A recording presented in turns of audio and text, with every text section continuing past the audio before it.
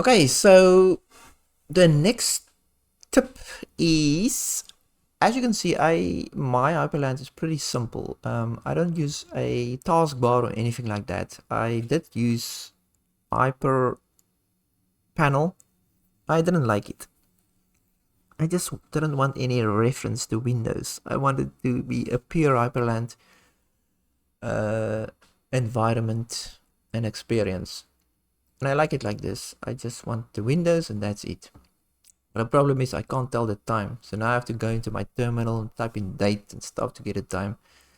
So now, easy way to actually tell the time is to just put it in a notification area. Let me just take this away a bit. So when I press Super and T, it will actually show the time there in this notification box, which is pretty cool.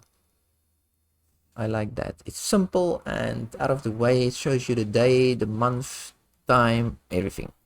So let's just quickly see how that's done.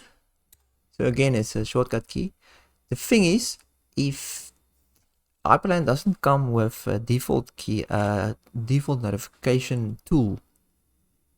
This tool is called Dunst, and you have to install it. So I install it. Yay-s Dunst or dunstify, I'm not sure which one, what it's called. But I think when I installed Hypershot, it actually was packaged with Dunst, or Dunst was packaged with Hypershot, and it installed it because I didn't install Dunst, and now I have a notification. So that's good. Let's just go to the key. So where's that time? Yeah.